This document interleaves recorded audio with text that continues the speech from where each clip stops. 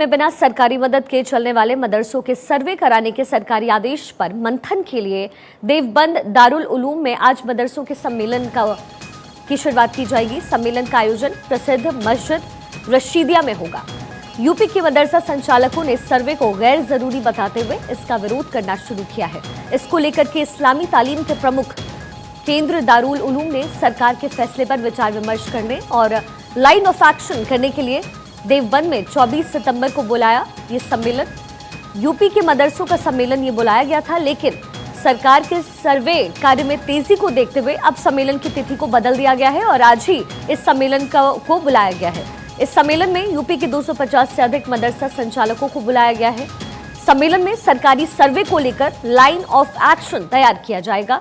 वहीं एक तरफ मदरसा संचालक सर्वे में टीमों का भरपूर सहयोग कर रहे हैं, तो वहीं दारुल उलूम के फैसले का भी बेसब्री से इंतजार कर रहे हैं। आपको यहां जानकारी ये भी दे दें कि प्रदेश सरकार के आदेश पर से गैर मान्यता प्राप्त मदरसों का सर्वे इस वक्त चल रहा है।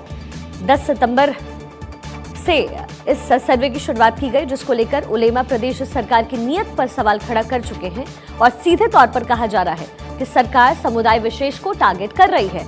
वहीं सरकारी सर्वे के विरोध में होने वाले मदरसों के सम्मेलन में मीडिया को दूर रखा गया है। मीडिया को अंदर जाने की मनाही है, लेकिन जानकारी देने के लिए मीडिया सेल बनाया गया है, जहां से उन्हें सम्मेलन से जुड़ी तमाम जानकारियां मिल सकेंगी। सहारनपुर देवबंद में मदरसा सम्मेलन आज सरकार के मदरसों के सर्वे को लेकर के मंथन होना है।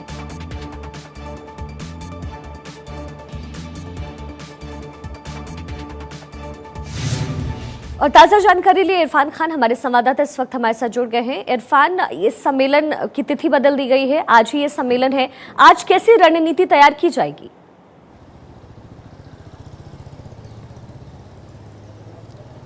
जी, आपको बता दें कि ये सम्मेलन 24 सितंबर को होना था, लेकिन जिस तरीके से 10 सितंबर से सर्वे में तेज़ी लाई जा रही है, उसको देखते हुए ये सम्मेलन जो है वो 18 सितंबर को रख दिया गया।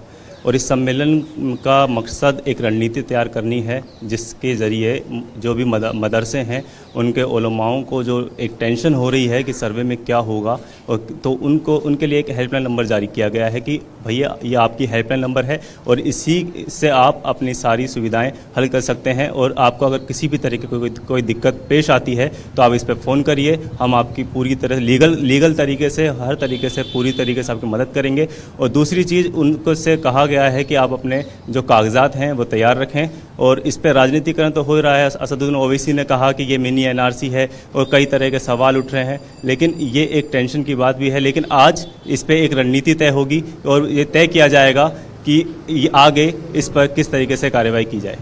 हालांकि इरफान, लगातार ये मदरसे के जो संचालक हैं, 250 मदरसों के संचालक एक तरफ सरकार की मदद भी कर रहे हैं, लेकिन कहीं ना कहीं जिस तरीके से इस पर अब राजनीति हो रही है, क्या ऐसा लगता है कि आज की रणनीति बनने के बाद सरकार को दिक्कत पेश आ सकती है आगे?